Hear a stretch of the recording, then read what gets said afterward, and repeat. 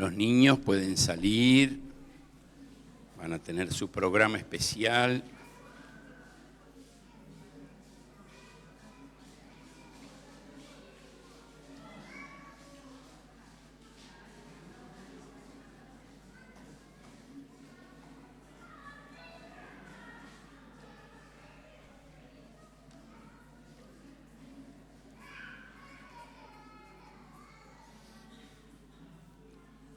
Bueno, vamos a abrir nuestras Biblias en Segunda de Timoteo.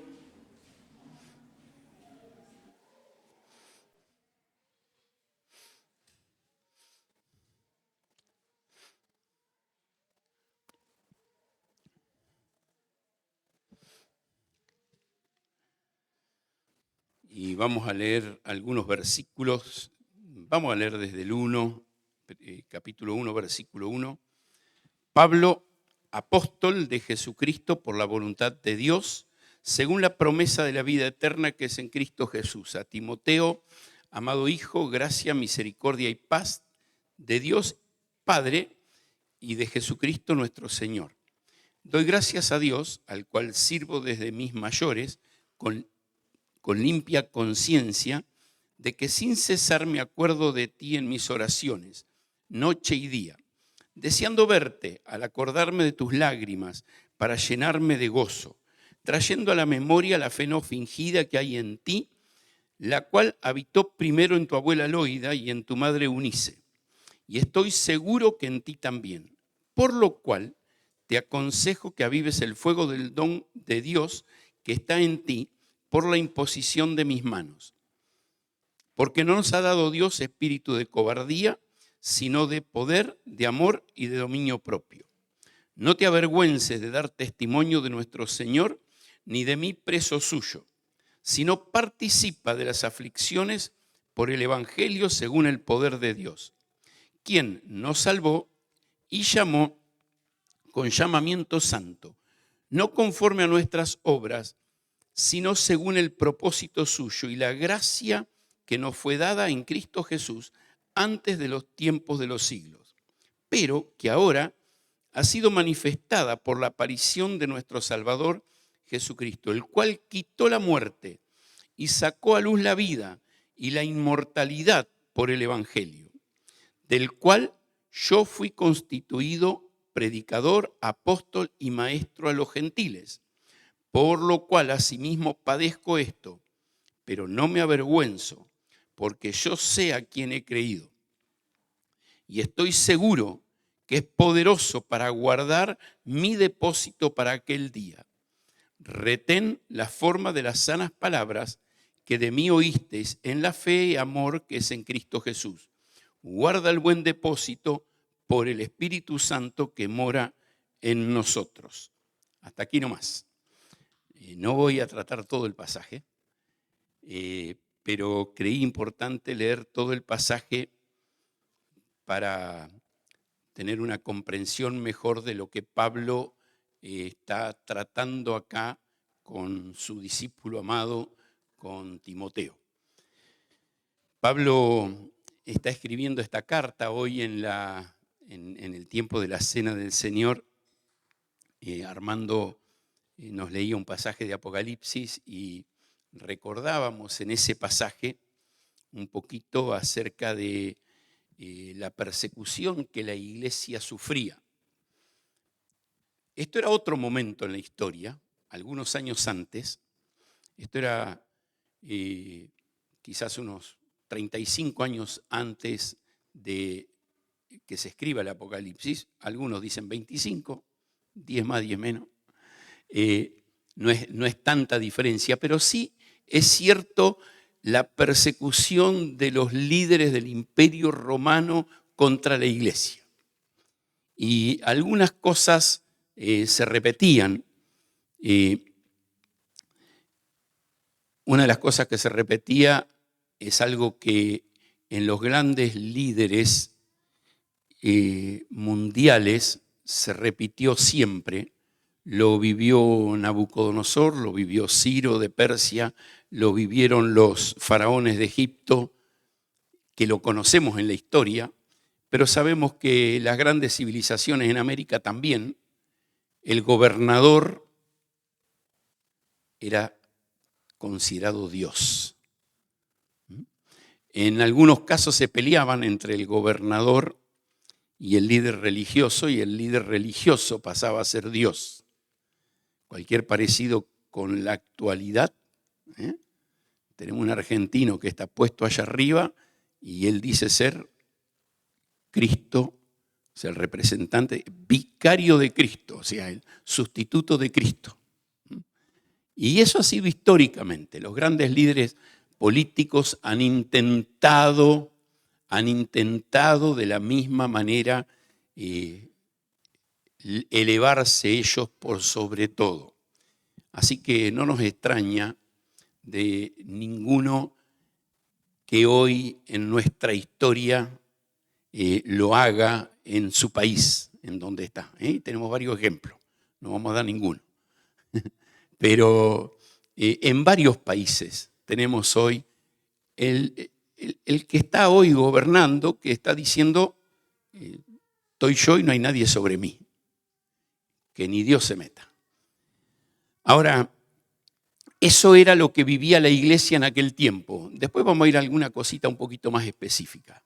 Y Pablo está preso en Roma. Esta es la última carta que escribe, que tenemos nosotros registrada y que la tenemos en el canon bíblico. Esta es la última carta, es la carta a su hijo Timoteo. Ya una despedida, yéndose.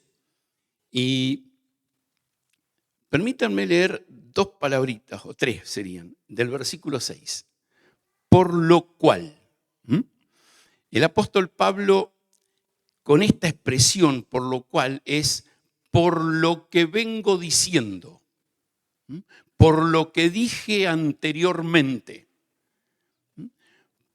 Y es como que lo lleva a Timoteo con esta expresión a retener un poquito lo que le dijo en los versículos anteriores, como diciendo, presta especial atención. Y si yo hago una lista breve de los versículos anteriores, del 3, 4 y 5, le va a recordar, estoy preso, pero sigo orando por vos constantemente. Y mi oración por vos es por tu comunión con Dios. Yo hago memoria de ti en mis oraciones noche y día, deseando verte. Quiero tener yo comunión con vos. Y aunque estemos lejos, quiero seguir unido a vos a la distancia. Yo les mencionaba en la introducción recién acerca de los hombres de nuestra iglesia que hoy no están, que están enseñando la palabra de Dios en otro lado. Es nuestra iglesia que está, es nuestra iglesia que está. Hay personas que fueron, personas que dieron, pero la iglesia ora. Y no estamos juntos, pero tenemos esa comunión en la obra de Dios. Timoteo estaba en Asia, Pablo estaba en Roma, estaban a la distancia, pero había una comunión en la obra de Dios, comunión en lo que hacían para el Señor. Y va a decir Pablo, al hacer mis oraciones,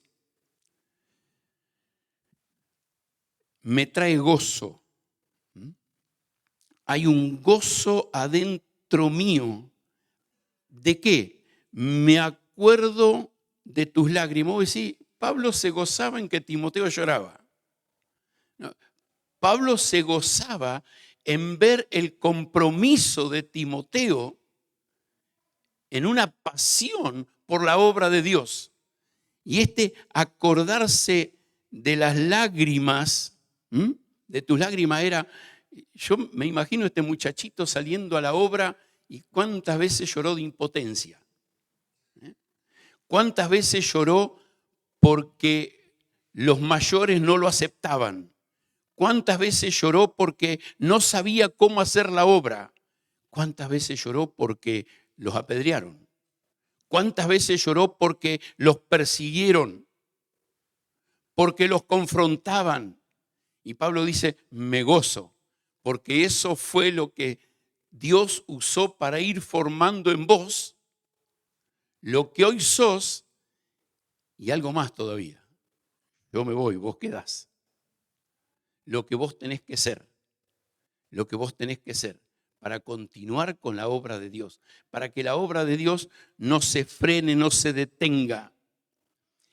Y en este sentido le va a decir lo del versículo 5, traigo a la memoria la fe no fingida, una fe real, genuina, no exterior, no solamente de apariencia, sino real del corazón.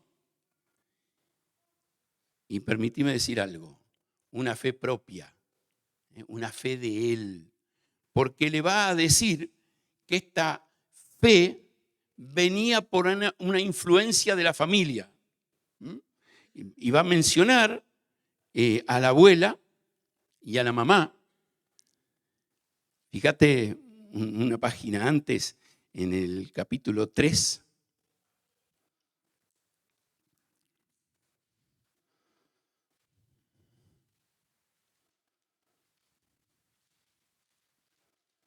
No, perdón.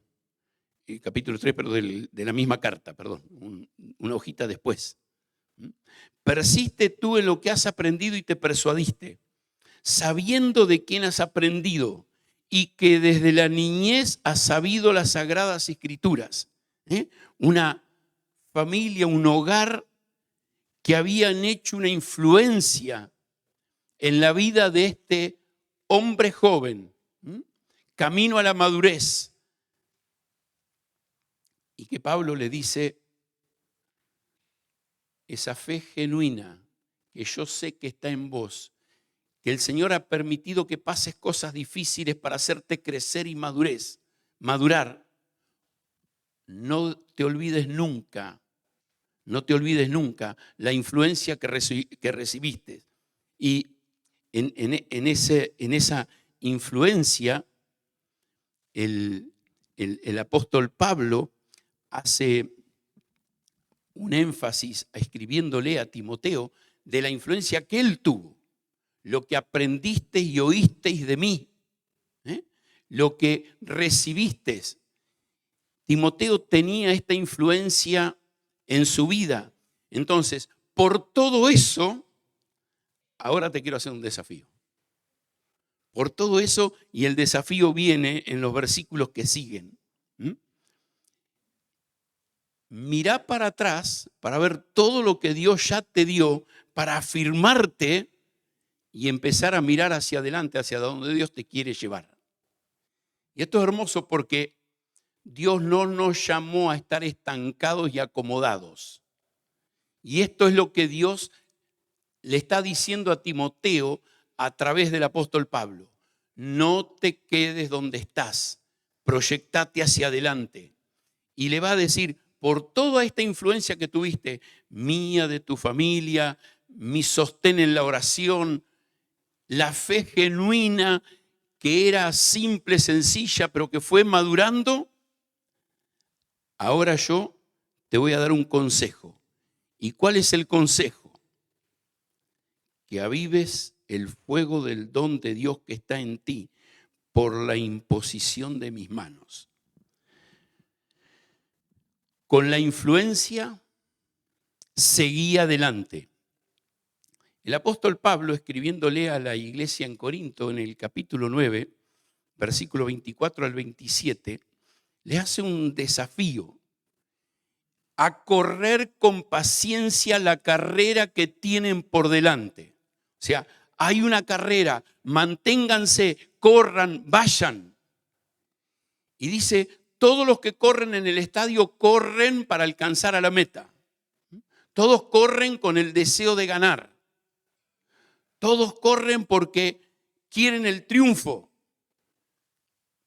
Y Pablo dice, no voy a aflojar ahora porque yo me quiero cuidar de no ser eliminado.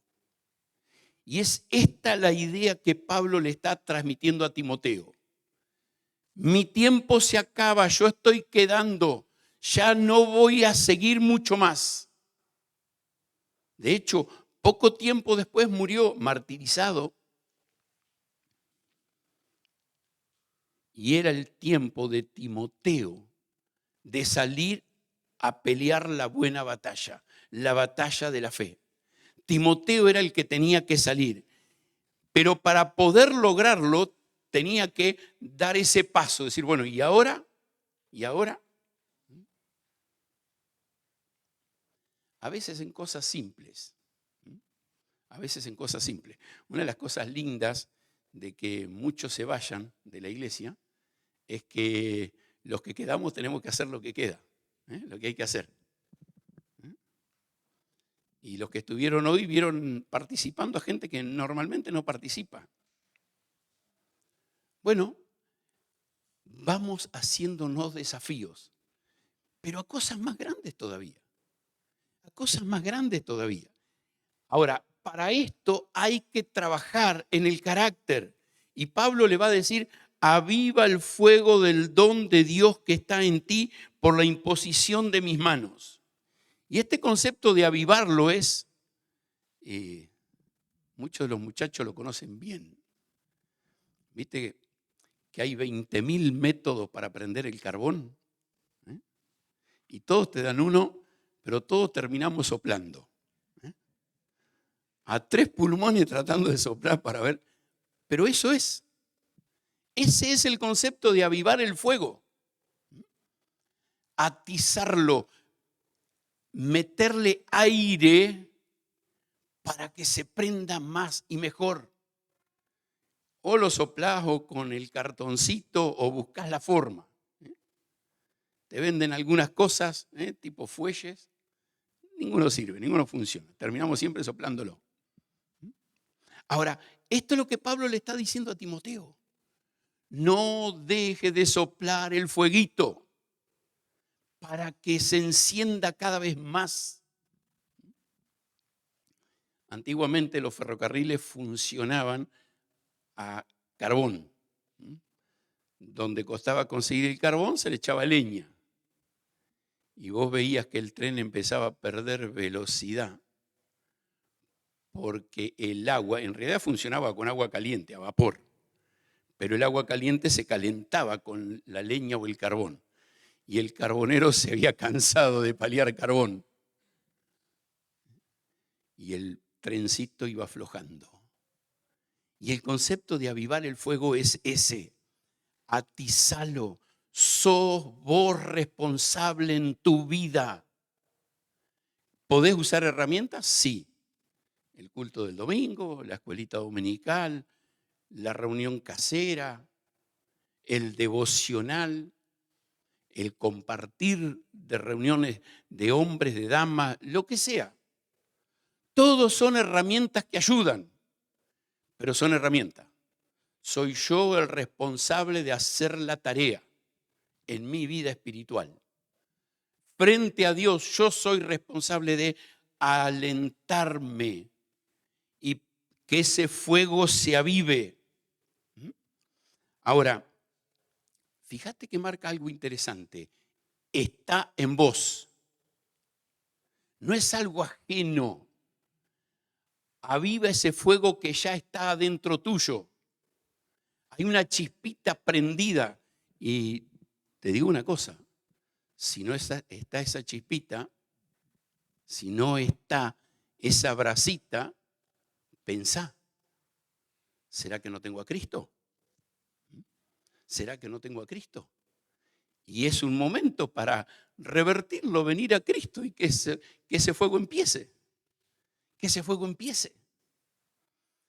Está en nosotros, lo tenemos. Y dice algo, viene de Dios, está en nosotros, pero es por el obrar de Dios en nuestras vidas. Es por la gracia de Dios que llegó a nosotros, y usa una expresión, don, regalo de gracia. Es un don, es un regalo de su gracia. Y Pablo va a decir, lo tuviste, en el caso tuyo, Timoteo, por la imposición de mis manos. Y no es que en Pablo había nada especial que le puso la mano y le transmitió algo. Tenemos que ir a Hechos capítulo 16, cuando Timoteo ya estaba sirviendo en la iglesia y viene el apóstol Pablo y le dice, acompáñame a la hora del ministerio. Y Timoteo dice, sí, vamos. Y dice algo interesante, los hermanos daban buen testimonio de él. Y esto es lo que Pablo en 1 de Timoteo 4:14 va a decir, que el presbiterio, los ancianos, reconocieron que ese don estaba en Timoteo. Y entonces, junto los ancianos con Timoteo, reconocieron lo que Timoteo tenía, esa chispita para el ministerio, y lo llevaron con él. Lo llevaron para hacer la obra. Ahora, era algo que estaba en Timoteo, dado por Dios, reconocido por los hermanos, y él tenía la tarea, el trabajo de avivarlo. Ahora, vuelvo a la primer palabrita, por lo cual. Ese por lo cual es, teniendo en mente tu historia, tu influencia, todo lo que Dios te permitió vivir, mamá, la abuela, tu niñez, la iglesia, mi influencia. Bueno, ahora es tu tiempo. Ahora es tu tiempo. Ahora tenés que funcionar vos por vos para hacer que esto avance. Ahora, viene otra palabrita, en el versículo siguiente. ¿Por qué? Y esto tiene que ver con causa o razón. Y la causa o la razón que Pablo va a meter acá es, Dios te dio su espíritu. Dios te dio su espíritu. En Efesios, capítulo 1, dice que desde el día que creímos, el Espíritu Santo de Dios vino a morar en nosotros. Desde el día que creímos. No hay una segunda manifestación del Espíritu. Hay una manifestación del Espíritu de Dios. Efesios 1:14. 13 y 14. Viene el Espíritu Santo a morar en nosotros. Dios nos dio su Espíritu. Y dice, al dar que la causa de este por qué es, si Dios nos dio ese Espíritu, Él va a obrar por medio del Espíritu que mora en mí. El Señor, por medio del Espíritu Santo que mora en mí, va a obrar en mí. Pablo, escribiéndole a la iglesia de Éfeso, en el capítulo 4, va a decir, tened cuidado porque el pecado entristece al Espíritu Santo, lo bloquea, lo anula. Ahora, no quiere decir que no está, pero una vida de pecado lo arrincona al Espíritu y no tiene la libertad de moverse adentro mío. Por eso a veces es tan difícil marcar una raya entre si es creyente apartado o es inconverso. De afuera se comportan igual los dos. Solo el resultado en algún momento se va a dar, si realmente es creyente, va a volver al Señor. Ahora, tenemos el Espíritu Santo de Dios dentro nuestro, los que creemos. Y ese Espíritu que vive en nosotros, fíjate, no nos ha dado Dios espíritu de cobardía, sino de poder, amor y dominio propio.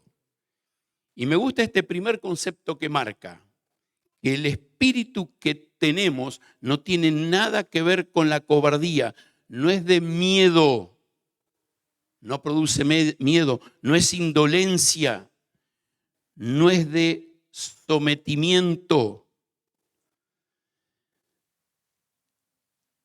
el Espíritu de Dios no es para que tengamos menos ánimo, menos valor. Eso no viene de Dios. Y Pablo le está desafiando a Timoteo. Si tenés el Espíritu de Dios, decidí vivir conforme al Espíritu. Y menciona 3 cosas: poder, amor y dominio propio.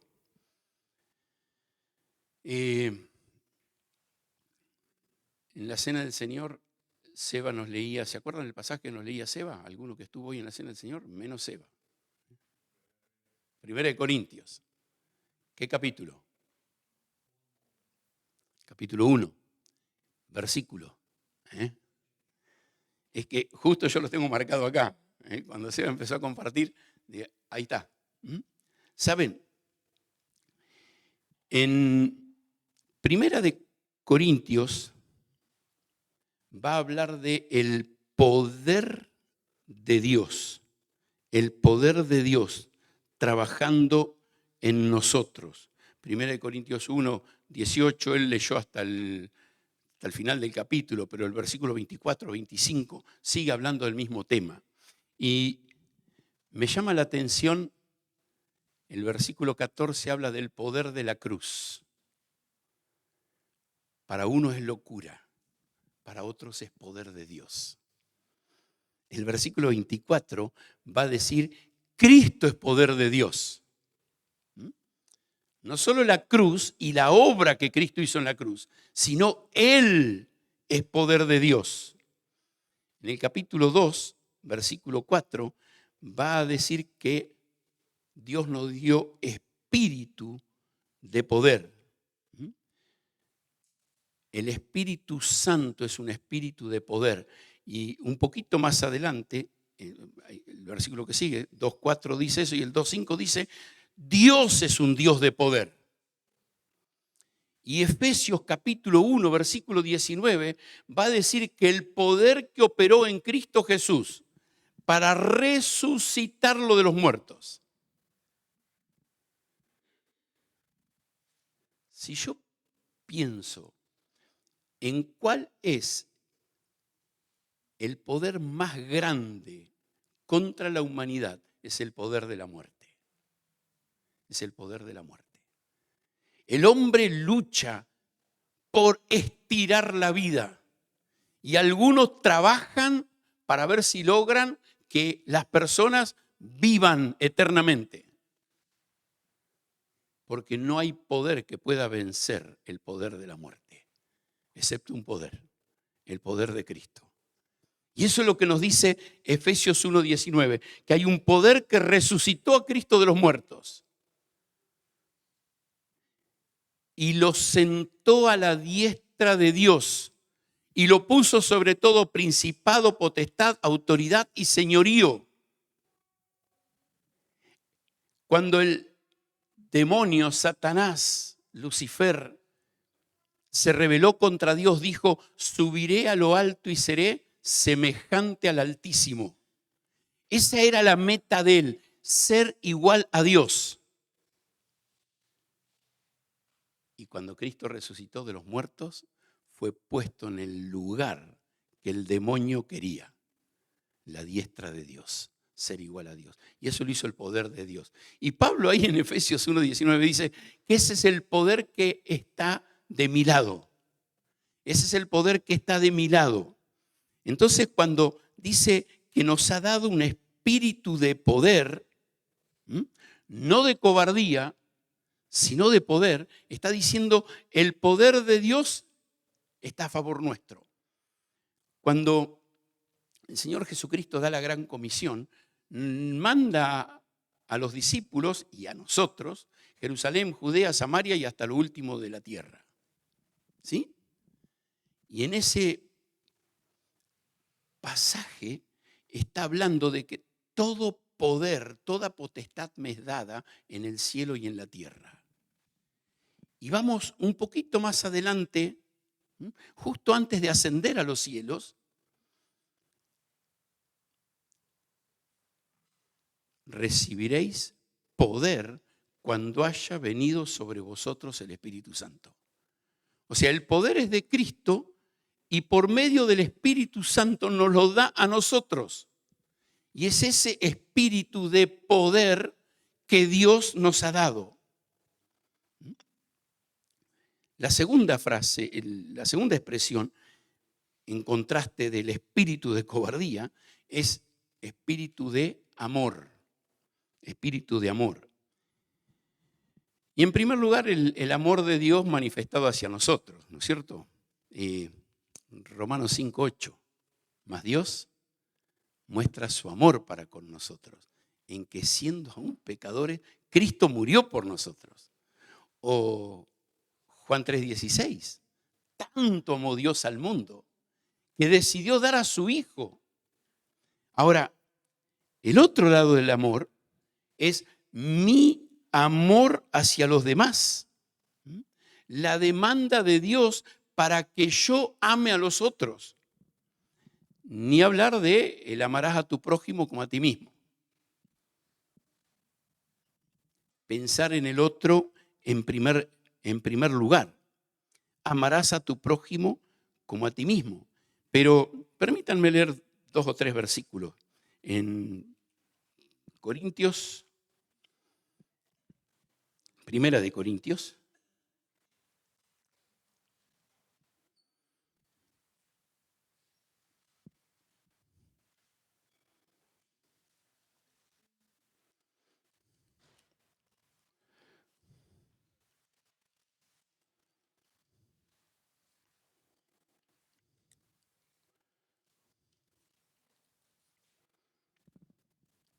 Perdón, 2 de Corintios 5:14. 2 veces ya le erré. Entre primera y segunda. 2 de Corintios 5:14. Digo, no puede ser. Porque el amor de Cristo nos constriñe. Y Pablo viene hablando de, fíjense el título en el versículo 11, el ministerio de la reconciliación. La tarea de compartir con otro el evangelio. El amor de Cristo nos constriñe pensando esto, que si uno murió por todos, luego todos murieron.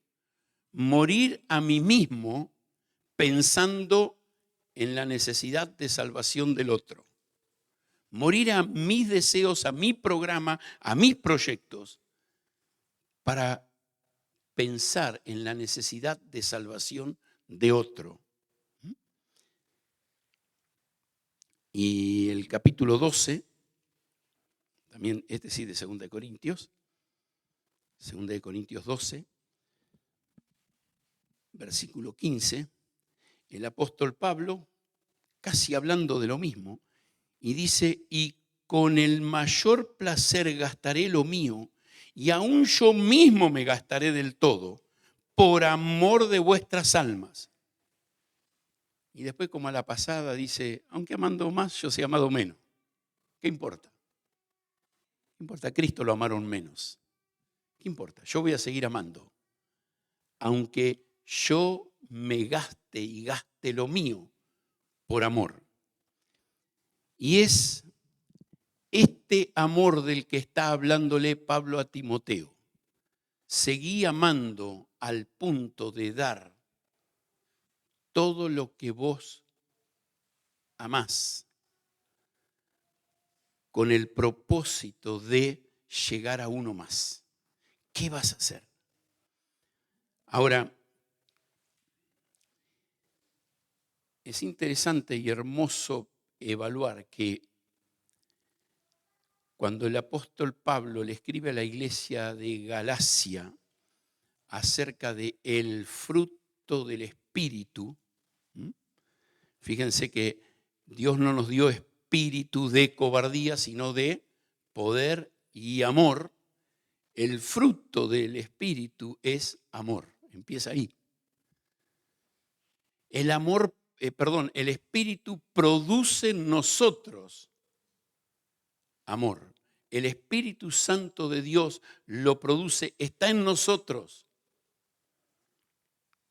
Y Pablo le dice a Timoteo, no te olvides, no te olvides. Ahora, el siguiente concepto dice que el Espíritu también nos ha dado, es un espíritu de dominio propio.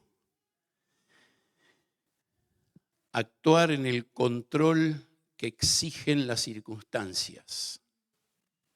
¿Cuántas veces nos cuesta actuar en el control que exigen las circunstancias? Esto es dominio propio. El fruto del Espíritu es amor, gozo, paz, paciencia, benignidad, bondad, mansedumbre, templanza. Es la misma palabra, la última. Templanza, el mismo concepto. Ese dominio propio, no un tonto, sino alguien que somete sus decisiones, sus emociones al control de Dios.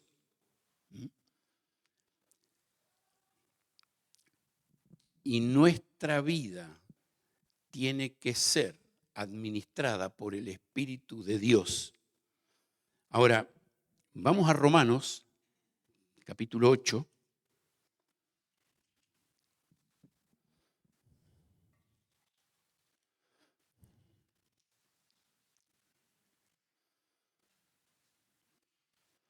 Mirá lo que dice el versículo 8. Y los que viven según la carne no pueden agradar a Dios. Mas vosotros no vivís según la carne, sino según el Espíritu. El mismo contraste que hace Gálatas capítulo 5. Manifiestas son las obras de la carne, y te hace una lista de pecados. Mas el fruto del Espíritu, las obras de la carne son muchas, el fruto del Espíritu es uno solo, manifestado en 9 maneras distintas. Y acaba de decir, mas vosotros no vivís según la carne, sino según el Espíritu, si es que el Espíritu de Dios mora en vosotros. Y si alguno no tiene el Espíritu de Cristo, no es de Cristo, no es de Él. Y vuelve a lo que decía antes, evalúa tu vida, evaluemos nuestra vida. Es el desafío. ¿Quién me está gobernando? ¿El espíritu de cobardía, el que me dice, no quiero luchar con el pecado? ¿El espíritu de cobardía, el que me dice, no quiero vivir para Dios? ¿El espíritu de cobardía que dice, viví para vos mismo, para tu proyecto de vida? ¿O el espíritu de poder, de amor y de dominio propio? El apóstol Pedro, en el capítulo 5, a partir del versículo 7, él va a hablar de la lucha que tenemos con las... lo leo. Fíjese, echan la ansiedad, echando toda vuestra ansiedad sobre Él, porque Él tiene cuidado de vosotros. Sed sobrios. Y este concepto acá de ser sobrio es dominio propio. Dominio propio. Ser sobrio, dominio propio. Y velad, porque vuestro adversario el diablo, como león rugiente, anda alrededor buscando a quien devorar, al cual resistid firmes en la fe, sabiendo que los mismos padecimientos se van cumpliendo en vuestros hermanos en todo el mundo. La iglesia sabe que tiene una lucha contra Satanás. Ahora, no es la lucha como muchas veces el mundo nos presenta. Vuelvo a hacer una mención que hice el domingo pasado, la presentación de la Olimpiada, ¿no es cierto? Una comparación supuestamente, aunque ellos dicen que no, una representación vulgar de la cena del Señor de Da Vinci. No me preocupa, la foto de la cena del Señor de Da Vinci no me representa como cristiano. No tiene nada que ver con nosotros tampoco, ¿no es cierto? Entonces, si alguien hizo una burla de eso, problema de ellos. Esa no es la forma de lucha que tiene el creyente con el diablo. La lucha del creyente con Satanás está adentro de nosotros, porque luchamos contra Satanás, el mundo y la carne. El mundo y la carne son las herramientas de Satanás para hacernos vivir en pecado y que no agrademos a Dios. Y nosotros como creyentes tenemos que levantar en alto a Cristo en nuestras vidas. Y este es el concepto del dominio propio. La persona que deja que el Espíritu Santo de Dios obre en él y se ve a Cristo a través nuestro. Se ve a Cristo a través nuestro. Y le leo un último versículo en este punto. Proverbios. Proverbios 25.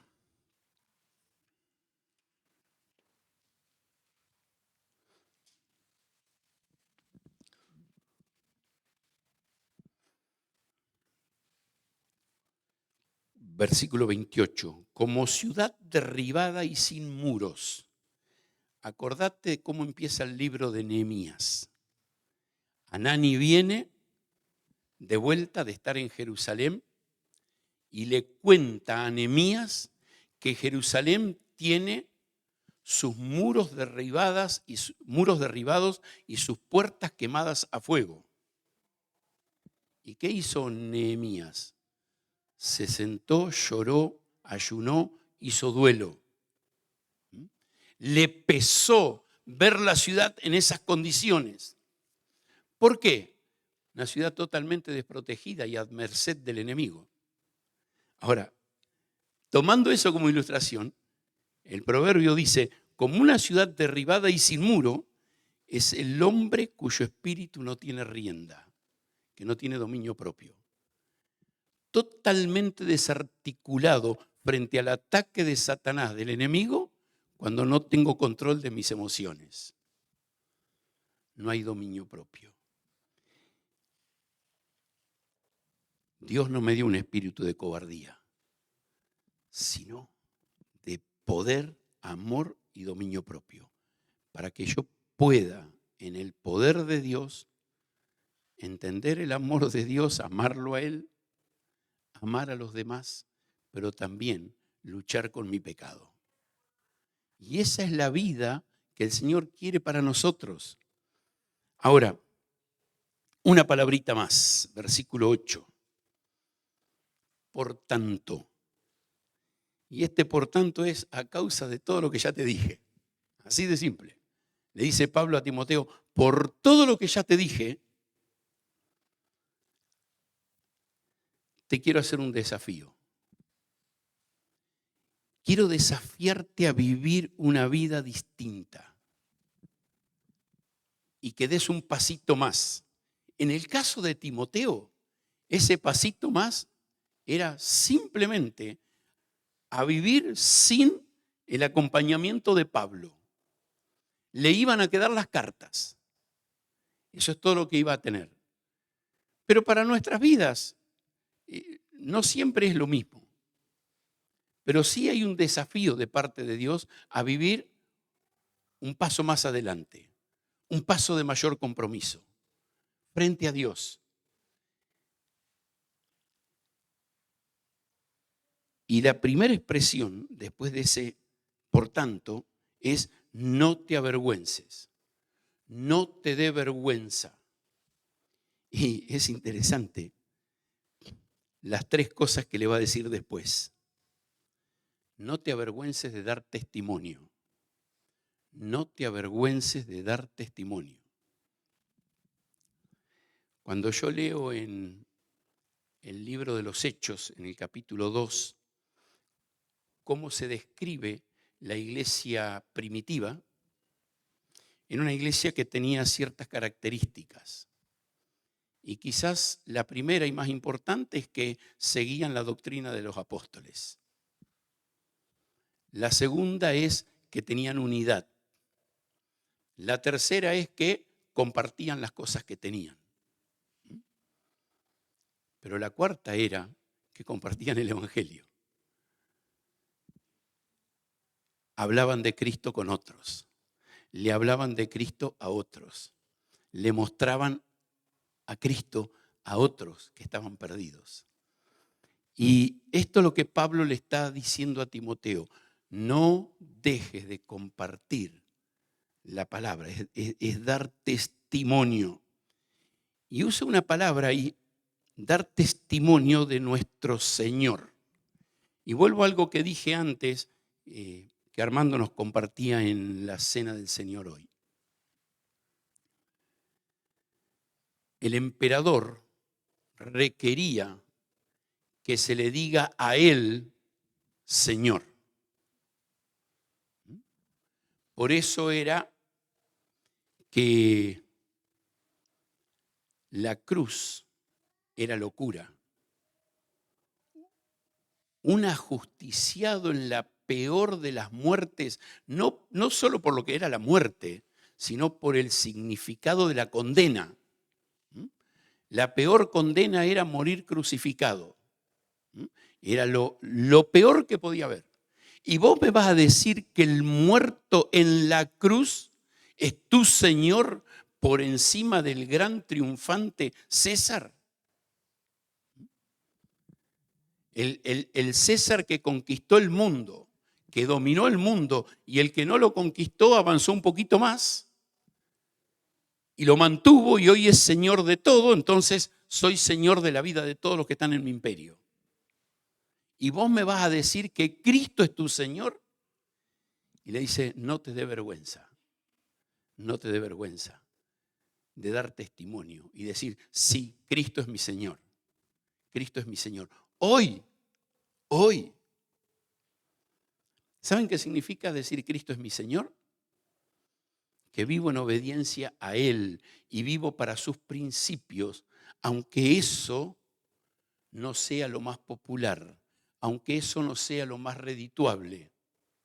Estábamos charlando el jueves en la reunión casera y hablábamos un poquito de situaciones que el Señor nos ha permitido vivir. Y me acordaba el día que decidí dejar de trabajar para estudiar, ir a estudiar al Instituto Bíblico, ir a estudiar la Biblia. Al hombre que tomaron en mi lugar le dieron 3 veces mi sueldo. Lo primero que me dijo el diablo, tonto, eso era para vos. ¿Qué importa? ¿Qué importa? ¿Qué importa si estás convencido de quién sos? Y esto es lo que Pablo está queriéndole decir a Timoteo. Timoteo, no sos más mi discípulo, en un buen sentido. Cristo es tu Señor. Ya no vivís para mis viajes, para mis proyectos, para mis programas, que está bien. Ahora Dios te está llevando a vos a un paso más arriba, a un desafío mayor. No te avergüences de Cristo. Le leo 2 versículos. Uno en Filipenses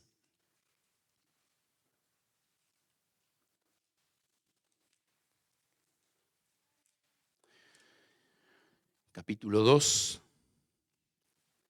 Para que en el nombre de Jesús se doble toda rodilla de los que están en los cielos y en la tierra y debajo de la tierra. El César creía que él era Señor, pero un día todo ser humano se va a inclinar ante mi Cristo. Y en Romanos, capítulo 10,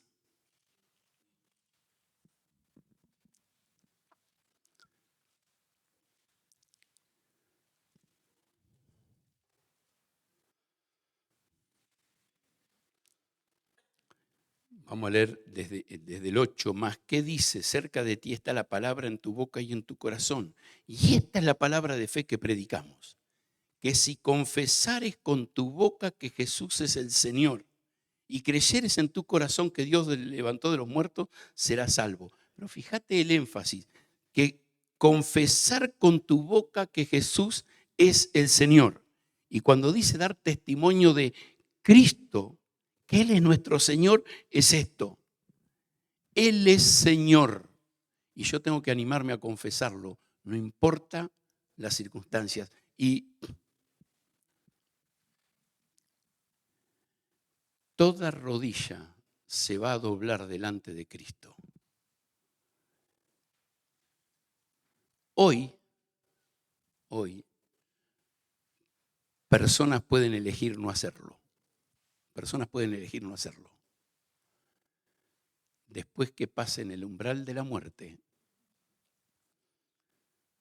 se van a inclinar de todos modos, pero ya para condenación. Ahora, no te dé vergüenza identificarte. Lo segundo que le dice, no te dé vergüenza, ¿con quién te juntás? Y esto es interesante, ¿no? Porque Pablo le dice, no te avergüences de mí, soy preso. Vos fijate la comparación. Roma, la casa del César, uno en el palacio gobernando, el otro en la cueva más humillante, en el peor de los lugares. En la misma ciudad, en la misma casa, Pablo cuando escribe dice, la casa de César te saluda. O sea, estaba preso en la cárcel, en la casa de César.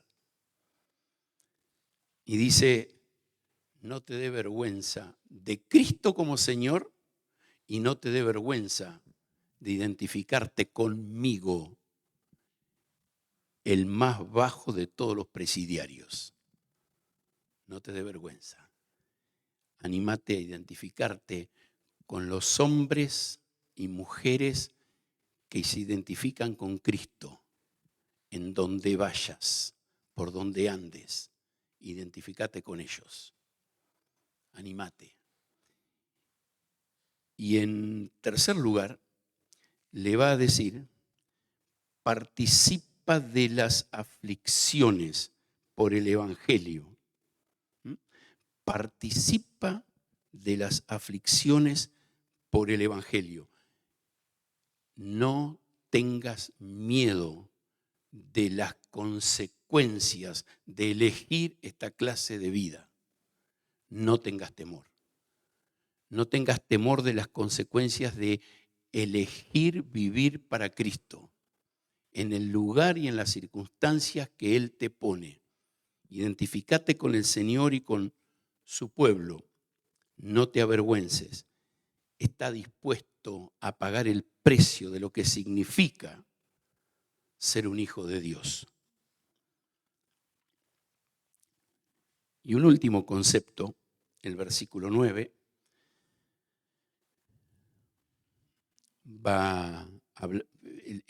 el 8 termina diciendo, según el poder de Dios, y de este Dios que hizo dos cosas, nos salvó y llamó con llamamiento santo, no conforme a nuestras obras, sino según el propósito suyo.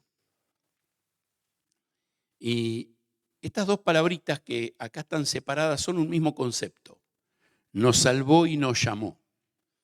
Y no está hablando voy a mencionar primero la segunda, no está hablando esta segunda palabra, llamó, de un llamado especial, un segundo llamado especial para la obra del ministerio. Que puede pasar, puede ser. No estoy en contra de eso, pero no es lo que está marcando acá. Acá está marcando que Él nos salvó, Él hizo la obra y después nos buscó. Nos llamó para darnos esa salvación. Ahora, Él vino porque quiere salvar a la humanidad y nos salvó a nosotros. No por lo que nosotros somos, por eso dice, no conforme a nuestras obras, no por lo que yo soy, por mi capacidad o por lo que hago, sino, y acá da la razón, según el propósito suyo y la gracia que nos fue dada en Cristo Jesús antes de los tiempos de los siglos. Él planeó la obra de salvación por medio de Cristo antes de la creación.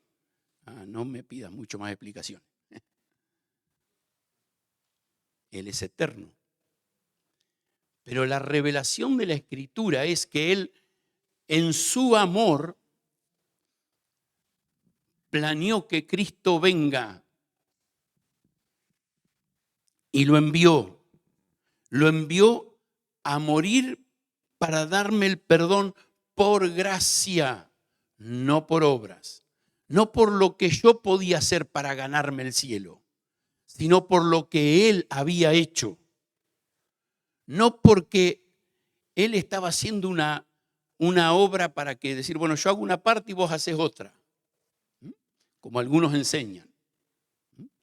Muchas de las religiones falsas enseñan que la obra que Cristo hizo en la cruz paga el pecado original. Yo tengo que trabajar acá para pagar por los míos. Y cuando estudiamos sectas, eso es podemos hacer una lista. El otro día estaba hablando con un hombre bastante involucrado en la enseñanza dentro de una iglesia adventista y él me dijo en un momento, algunos pastores enseñan que los adventistas somos una secta. Me tuve que morder para no decirle que yo enseño eso. Pero después de hablar un poquito más de una hora con él, y lo que hice fue mostrarle a qué califico yo como secta. Y es simple, que dice ser cristiano, pero a la Biblia le agrega otra cosa. Entonces le dije, los mormones le agregan esto, los testigos de Jehová aquello, los católicos aquello, los adventistas, Elena White. Y me mira y me dice, tienes razón. Y fue bueno, lo bueno que me voy a volver a encontrar con él. Dios lo puso para trabajar cerca mío, me está ayudando con los planos de este lugar. Ahora, ¿saben? No hizo Dios una parte y yo tengo que hacer la otra. No es por obras. Y esto está enfatizándole Pablo a Timoteo. Y decir, ¿por qué le enfatiza a Timoteo? Bueno, porque la salvación tampoco se mantiene por obras. Las obras muestran lo que soy, pero no mantengo la salvación por obras. Y Él me salvó por su gracia. Y vos no te avergüences de dar testimonio de Cristo. Y vivir para Cristo, no importa el precio que tenés que pagar. No para tener la salvación, sino en gratitud por la salvación que Dios ya te dio. Y esto es lo que tenemos que vivir como hijos de Dios, viviendo para Él, comprometiéndonos con Él. No hay peor cosa para alguien conocer lo que Dios está demandando y después vivir indolentemente. Y es un desafío de Dios para nuestras vidas en forma constante. ¿Cómo vamos a vivir? No con cobardía, no con vergüenza, sino en dependencia del poder, el amor y el dominio propio para dar testimonio en este mundo del Dios que tenemos. ¿Oramos? Gracias te damos, querido Dios y Padre, por poder compartir en esta mañana, compartir tu palabra. Gracias porque tú nos enseñas. Es tu palabra, Señor, la que nos anima. Y tú esperas, Señor, que cada uno de nosotros, tus hijos, vivamos vidas que te agraden. Vidas que levanten en alto tu nombre, sin importar el precio que tú nos pides que paguemos. Señor, que nos animemos a jugarnos por ti y por tu nombre. Dios de dioses, Rey de reyes, Señor de señores. Tú tienes el poder. Y Padre, ayúdanos a que cada día decidamos vivir de tal manera que tu nombre sea levantado en alto. En el nombre de Jesús.